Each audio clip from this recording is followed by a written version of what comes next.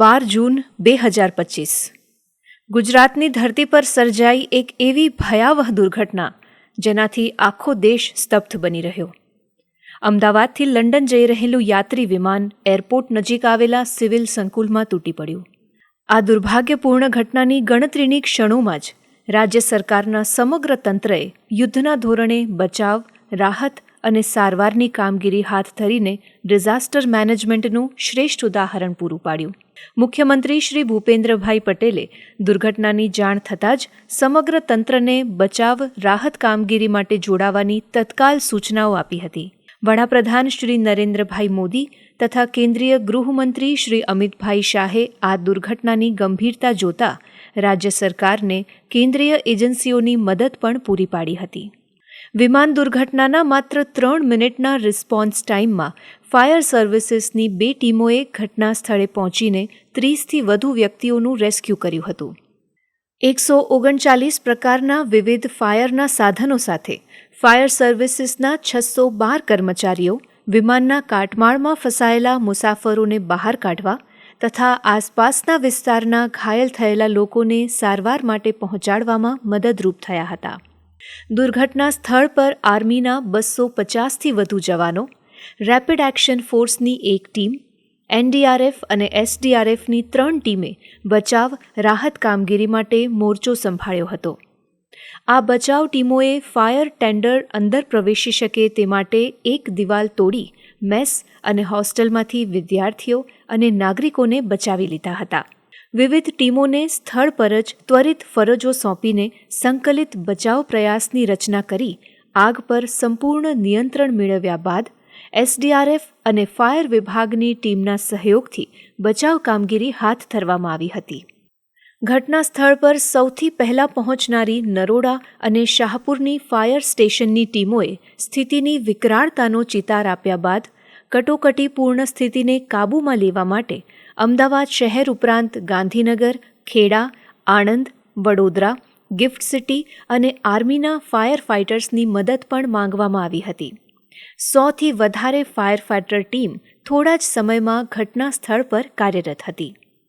વિમાન દુર્ઘટના અંગે 108 એમ્બ્યુલન્સના ઇમરજન્સી રિસ્પોન્સ સેન્ટરને બપોરે 1:41 પહેલો કોલ મળતા જ 4 એમ્બ્યુલન્સ તાત્કાલિક ઘટના સ્થળે રવાના કરવામાં આવી હતી અને એલર્ટ થયાના 3 મિનિટમાં પ્રથમ એમ્બ્યુલન્સ ઘટના સ્થળે પહોંચી ગઈ હતી.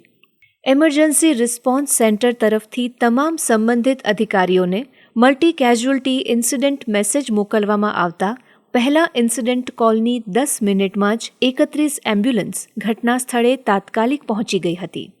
પ્લેન દુર્ઘટનાની જાણ થતાં જ સિવિલ હોસ્પિટલના ટ્રોમા સેન્ટર ખાતે 250 જેટલા તબીબો, નર્સ, પેરામેડિકલ સ્ટાફ અને સેવાભાવી સંસ્થાના કાર્યકરોની ટીમે તાત્કાલિક ધોરણે ઇજાગ્રસ્તોને ગોલ્ડન અવર્સમાં જ શ્રેષ્ઠ સારવાર પૂરી પાડી હતી. આરોગ્ય વિભાગ દ્વારા ટ્રોમા સેન્ટર ખાતે ઓર્થોપેડિક, ન્યુરો, મેડિસિન, પ્લાસ્ટિક અને બર્ન્સના 100 જેટલા નિષ્ણાતો સહાયકોની 5 ટીમ તેમજ પોસ્ટમોર્ટમ રૂમ ખાતે 32 નિષ્ણાતો અને 20 સહાયકોની ટીમ તેમજ બીજે મેડિકલ કોલેજના કસોટી ભવન ખાતે 12 નિષ્ણાતોની ટીમ સહિત આરોગ્યને લગતી તમામ કામગીરી માટે 855થી વધુ હેલ્થ સ્ટાફ રાહત બચાવ કામગીરીમાં જોડવામાં આવ્યા.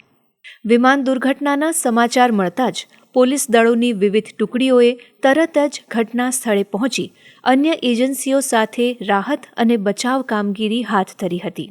ઘટના સ્થળે ભીડને કાબૂમાં કરવા સાથે મૃતદેહો અને અસરગ્રસ્તોને હોસ્પિટલ પહોંચાડવા તથા ટ્રાફિક અને વ્યવસ્થાના નિયમનમાં પોલીસ તંત્રએ ચાવીરૂપ ભૂમિકા નિભાવી હતી. અગ્નિશામકો અને એમ્બ્યુલન્સ માટે ગ્રીન કોરિડોર બનાવવામાં આવ્યા હતા. NDRF, SDRF, NSG, CISF, CRPF, BSF અને અર્ધલશ્કરી દળો સહિતની અન્ય ટીમો સાથે મળીને પોલીસ વિભાગના અધિકારીઓ, કર્મચારીઓએ સતત કામગીરી કરી હતી. ખૂબ જ કપરી સ્થિતિમાં તંત્ર દ્વારા અત્યંત ઝડપી કામગીરી કરવામાં આવી હતી. મુખ્યમંત્રી કાર્યાલયના ઉચ્ચ અધિકારીશ્રીઓ, પોલીસ કમિશનરશ્રી, કલેક્ટરશ્રી તથા તમામ સરકારી વિભાગના ઉચ્ચ અધિકારીઓ તાત્કાલિક ધોરણે સ્થળ પર હાજર થયા હતા અને સંકલનપૂર્વક ઝડપથી કામગીરી હાથ ધરવામાં આવી હતી. પ્રશાસનની ઝડપી કામગીરી અને સંકલનને કારણે બચાવ રાહતની મોટાભાગની કામગીરી વધુ ઝડપી બનાવી શકાઈ હતી. વિમાન દુર્ઘટના બાદ શોક અને ગમગીનીના માહોલ વચ્ચે અસાધારણ કર્તવ્યનિષ્ઠા અને કાર્યદક્ષતાનું ઉદાહરણ પૂરું પાડતા રાજ્યના આરોગ્ય વિભાગના ડોક્ટર્સની ટીમે માત્ર 12.5 કલાકના ગાળામાં મોટી સંખ્યામાં પોસ્ટમોર્ટમની જટિલ પ્રક્રિયા પૂર્ણ કરી. આ ઝડપી કામગીરી સમગ્ર રાજ્યના આરોગ્ય તંત્રના સંકલનનું ઉત્તમ ઉદાહરણ હતું. વિમાન દુર્ઘટનાના તત્કાળ બાદ મુખ્યમંત્રી શ્રી ભૂપેન્દ્રભાઈ પટેલ તથા વરિષ્ઠ મંત્રીઓના નેતૃત્વ હેઠળ અમદાવાદના સિવિલ મેડિસિટીમાં આવેલા કસોટી ભવનમાં તાત્કાલિક એક ડેડિકેટેડ કમાન્ડ સેન્ટર સ્થાપિત કરવામાં આવ્યું હતું. મૃતદેહોની ઓળખ કરવા DNA મેચિંગ માટે સેમ્પલ કલેક્શનની પ્રક્રિયા વહેલી તકે પૂર્ણ કરવા માટે માઇક્રોબાયોલોજિસ્ટની 5 નિષ્ણાત ટીમોની રચના કરવામાં આવી હતી.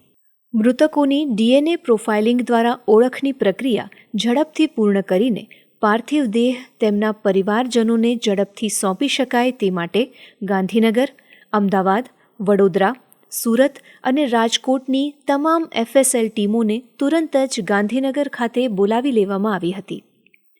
ઓળખ ન થઈ શકે તેવા અવશેષોમાંથી એકત્ર કરાયેલા DNA સેમ્પલનું પરીક્ષણ જટિલ હોવાથી મૃતકોના દરેક સેમ્પલને કાળજીપૂર્વક FSL ગાંધીનગરની લેબમાં લાવવામાં આવ્યા હતા. જ્યારે મૃતકોના સગા સંબંધીઓના DNA સેમ્પલ એકત્ર કરવાથી લઈને DNA પ્રોફાઇલિંગની કામગીરી અમદાવાદ સિવિલ હોસ્પિટલ ખાતે શરૂ કરવામાં આવી હતી. આ બંને જગ્યાએ મળીને કુલ 54 DNA નિષ્ણાતોની ટીમ દ્વારા દિવસ રાત મૃતકો તેમજ તેમના સગા સંબંધીઓના DNA પ્રોફાઇલિંગ મેચિંગ માટેના પરીક્ષણો કરવામાં આવ્યા. ગુજરાતની FSL ટીમે મૃતકની ઝડપથી ઓળખ કરવાની કામગીરીને પ્લાનિંગ સાથે તેજ બનાવી હતી, જેના પરિણામ સ્વરૂપે FSLની ટીમને ખૂબ જ ઓછા સમયગાળામાં મૃતકોની ઓળખ પ્રસ્થાપિત કરવામાં સફળતા મળી હતી. દુર્ઘટનાના મૃતકોના પાર્થિવ દેહ તેમના પરિવારજનોને અત્યંત સન્માન અને સંવેદના સાથે ન્યૂનતમ સમયમાં સોંપવામાં આવે તે માટે રાજ્ય સરકારના માર્ગદર્શન હેઠળ સિવિલ હોસ્પિટલ તંત્ર દ્વારા એક સુવ્યવસ્થિત અને સંકલિત પ્રણાલી ઊભી કરવામાં આવી છે. મૃતકોના પરિવારજનોને કોઈ હાલાકી ન ભોગવવી પડે તે માટે આ કંટ્રોલ રૂમ ખાતે એક જ સ્થળે પંચનામું, એક્સિડેન્ટલ ડેથની નોંધ સહિતના તમામ જરૂરી પોલીસ દસ્તાવેજો તૈયાર કરવા પોલીસ ડેસ્ક, પોસ્ટમોર્ટમ રિપોર્ટ અને ડેથ નોટ ઇસ્યુ કરવા માટે ફોરેન્સિક મેડિસિન ડિપાર્ટમેન્ટ ડેસ્ક, વીમા ક્લેમની પ્રક્રિયા માટેના આવશ્યક દસ્તાવેજો તૈયાર કરી આપવા એર ઇન્ડિયા ડેસ્ક તથા મૃત્યુનું પ્રમાણપત્ર આપવા માટે અમદાવાદ મ્યુનિસિપલ કોર્પોરેશન ડેસ્ક જેવા વિવિધ ડેસ્ક ઊભા કરવામાં આવ્યા હતા. આ તમામ દસ્તાવેજીકરણની પ્રક્રિયા માત્ર 15થી 20 મિનિટમાં પૂર્ણ કરીને પાર્થિવ દેહને કોફિનમાં મૂકીને અત્યંત સન્માનપૂર્વક પરિવારને સોંપવામાં આવી રહ્યા છે.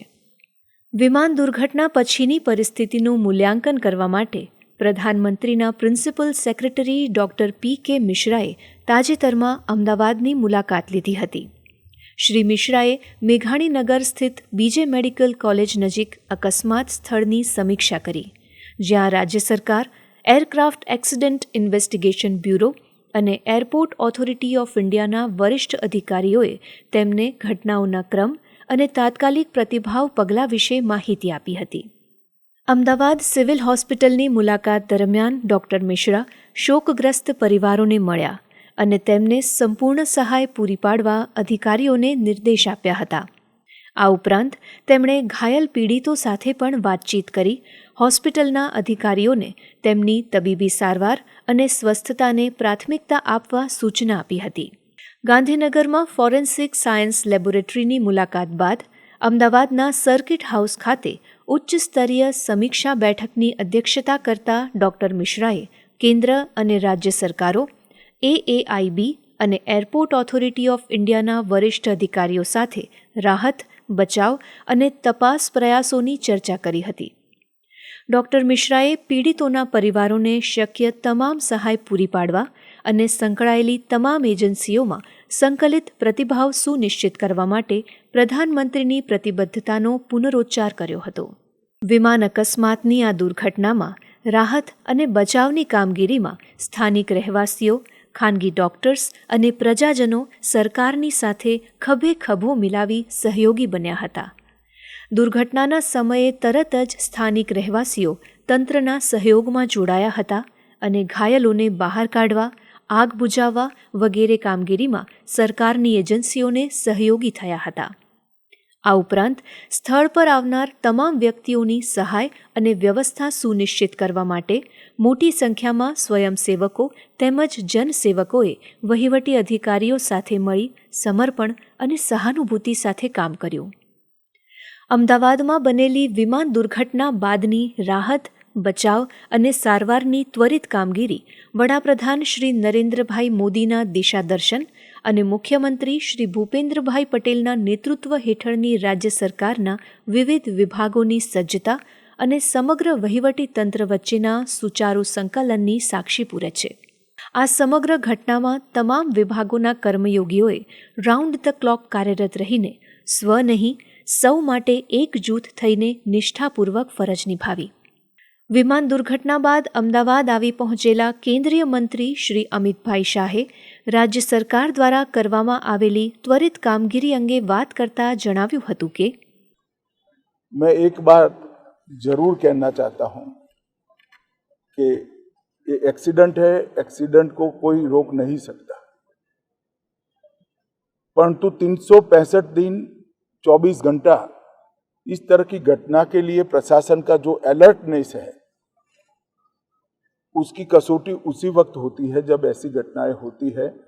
और आज गुजरात के डिजास्टर मैनेजमेंट की तैयारियों का एक प्रकार से दुर्भाग्यपूर्ण तरीके से मगर कसौटी हुआ और बहुत त्वरा के साथ यहाँ पर काम किया गया. આ વિમાન દુર્ઘટનાની કરુણાંતિકામાં અનેક મુસાફરો તથા સિવિલ સંકુલમાં આવેલી મેડિકલ હોસ્ટેલ અને મેસમાં રહેલા નાગરિકો હતભાગી થયા હતા.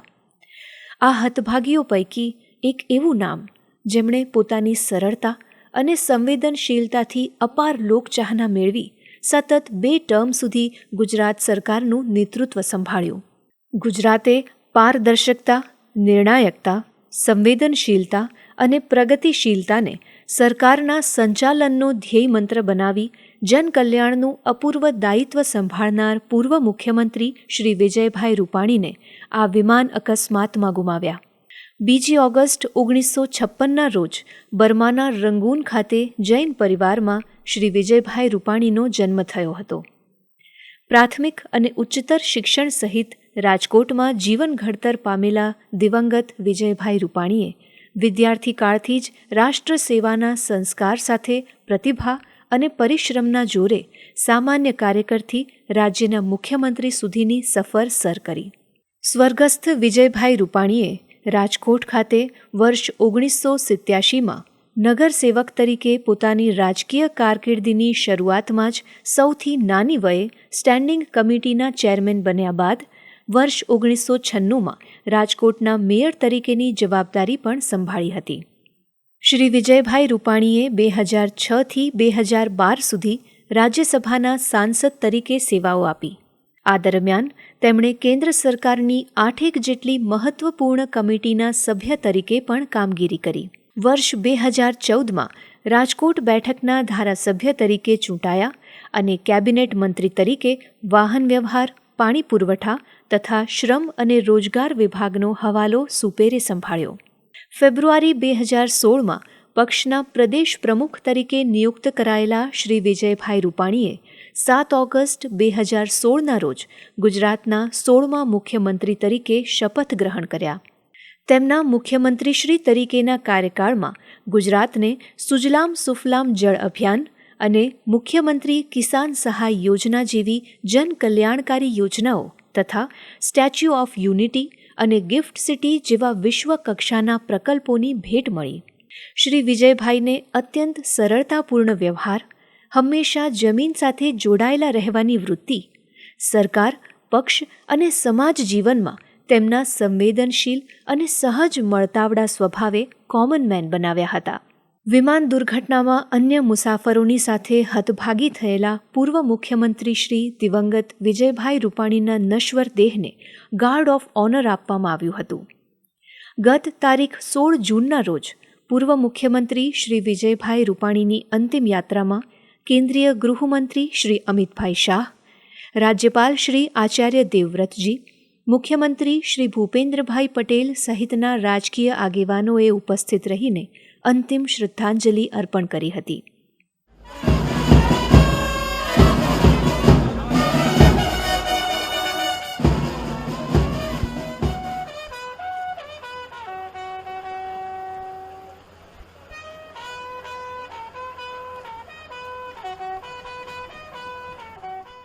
રાજકોટના નાગરિકો પણ મોટી સંખ્યામાં પોતાના લોકલાડીલા નેતાની અંતિમ યાત્રામાં જોડાયા હતા.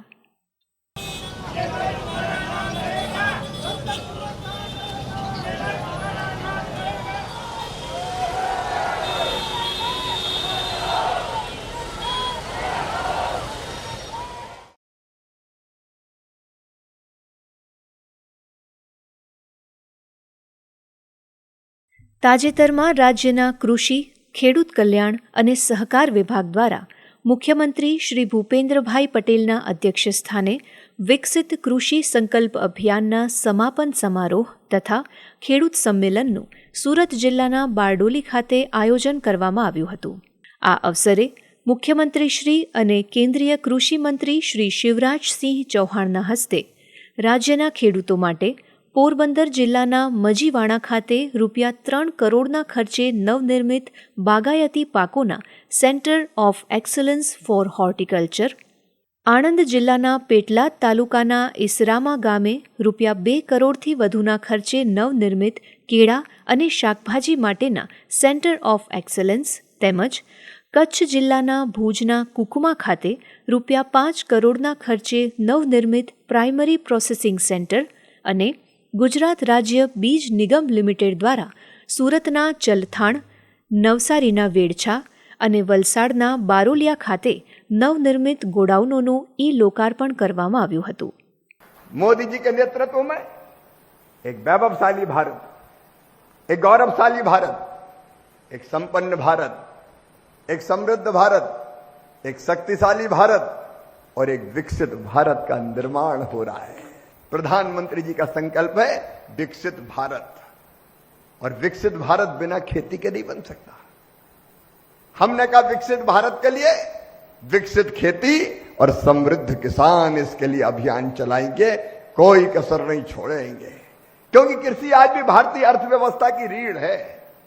આ ઉપરાંત મુખ્યમંત્રીશ્રી અને કેન્દ્રીય કૃષિ મંત્રીશ્રીના હસ્તે બારડોલીમાં નિર્માણ પામનાર centre of excellence for sugar કેનના ખાતમુહૂર્ત સહિત ખેડૂત સંમેલન અંતર્ગત આયોજિત કૃષિ પ્રદર્શનને ખુલ્લું મૂકવામાં આવ્યું હતું તથા ખેડૂત સંમેલનમાં કૃષિ કલ્યાણ યોજનાઓના મંજૂરીપત્રો, કૃષિ કિટ્સ, સન્માનપત્રો તથા સહાય હુકમોનું વિતરણ પણ કરવામાં આવ્યું હતું. કૃષિ વૈજ્ઞાનિકોના જ્ઞાનનો લાભ રાજ્ય અને દેશના કરોડો કિસાનોને મળ્યો છે તેમ જણાવતા મુખ્યમંત્રી શ્રી ભૂપેન્દ્રભાઈ પટેલે કહ્યું હતું કે પાક ઉત્પાદન વધારવા, પ્રાકૃતિક ખેતીને પ્રોત્સાહન આપવા અને નવી કૃષિ તકનીકોનો ઉપયોગ કરવા માટે રાજ્ય સરકાર ખેડૂતોને સતત પ્રેરિત કરી રહી છે. ત્યારે વિકસિત કૃષિ સંકલ્પ અભિયાન ખેડૂતોની આવક વધારવા, ખેતીને નફાકારક બનાવવા અને આત્મનિર્ભર કૃષિ પ્રણાલી અપનાવવામાં મહત્વપૂર્ણ પહેલરૂપ બન્યું છે.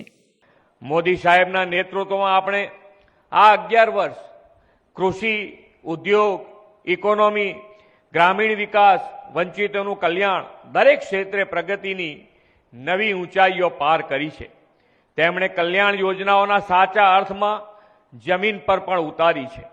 દેશના અર્થતંત્રનો આધાર એવી ખેતી અને ખેડૂતોને પ્રગતિશીલ અને આત્મનિર્ભરતા સાથે સમૃદ્ધિ અપાવવા વડાપ્રધાનશ્રીએ કૃષિ કલ્યાણના અનેક નવા આયામો આપ્યા છે. જ્ઞાન એટલે કે ગરીબ, યુવા, અન્નદાતા અને નારી શક્તિના 4 પિલ્લર ઉપર વિકસિત ભારતનું નિર્માણ કરવાની તેમની નેમ છે. મુખ્યમંત્રીશ્રીએ જણાવ્યું હતું કે soil health card, lab to land, પશુ આરોગ્ય મેળા જેવા કૃષિ હિતકારી આયામો વડાપ્રધાનશ્રીના વિઝનનું પરિણામ છે. દેશમાં 25 crore soil health card issue કરાયા છે, જે પૈકી 2.25 કરોડ સોઇલ હેલ્થ કાર્ડ ગુજરાતના ખેડૂતોને આપવામાં આવ્યા છે. આ કાર્ડ થકી જમીનનું પૃથક્કરણ સચોટ રીતે થતાં યોગ્ય અને નફાકારક પાક ઉત્પાદન લઈ શકાય છે. વડાપ્રધાનશ્રીના વિકસિત ભારત 2047ના સાકાર કરવા અન્નદાતાને અગ્રેસર રાખવામાં આ વિકસિત કૃષિ સંકલ્પ અભિયાન મહત્વપૂર્ણ બનશે. વડાપ્રધાનશ્રી પ્રાકૃતિક ખેતી અપનાવવા, પાણી બચાવવા માટે અને વધુ વૃક્ષો વાવીને પર્યાવરણ જાળવવા માટેનું પણ આહ્વાન કર્યું છે. સૌ ખેડૂત ભાઈઓ આ બધા સંકલ્પો સાકાર કરીને વિકસિત ભારત માટે વિકસિત ગુજરાત બનાવવા આપણે સૌ સાથે મળીને આગળ વધીએ એ જ અભ્યર્થના. આ પ્રસંગે કૃષિ મંત્રી શ્રી રાઘવજીભાઈ પટેલ, આદિજાતિ રાજ્યમંત્રી શ્રી કુંવરજીભાઈ હળપતિ સહિત વિવિધ સાંસદશ્રીઓ, ધારાસભ્યશ્રીઓ અને અધિકારીશ્રીઓ ઉપસ્થિત રહ્યા હતા.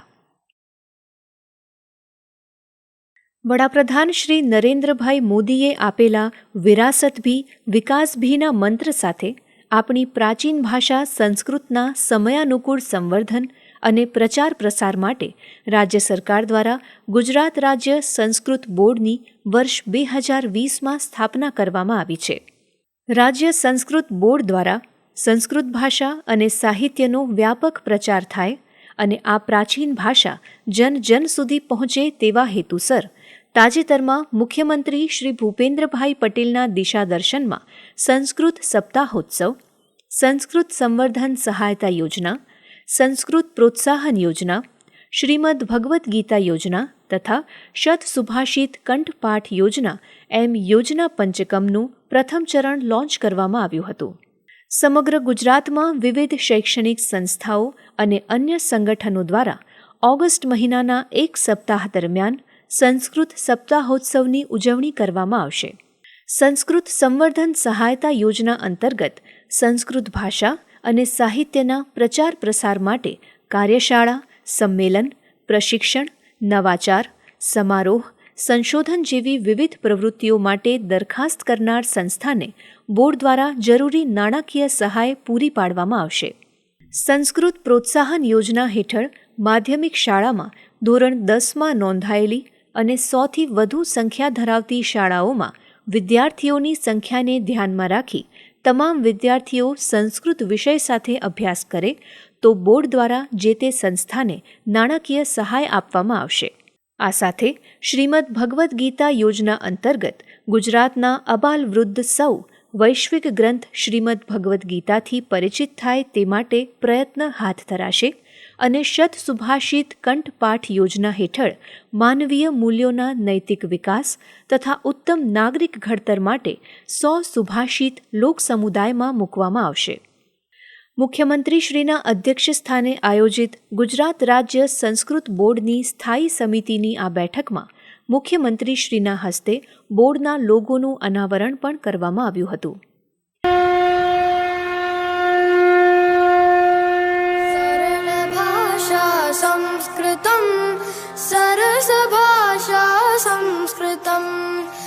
આ અવસરે રાજ્યના શિક્ષણ મંત્રી શ્રી ડોક્ટર કુબેરભાઈ ડિંડોર, સંસ્કૃત બોર્ડના અધ્યક્ષ ડોક્ટર હિમાંજય પાલીવાલ સહિત વિવિધ અધિકારીશ્રીઓ ઉપસ્થિત રહ્યા હતા.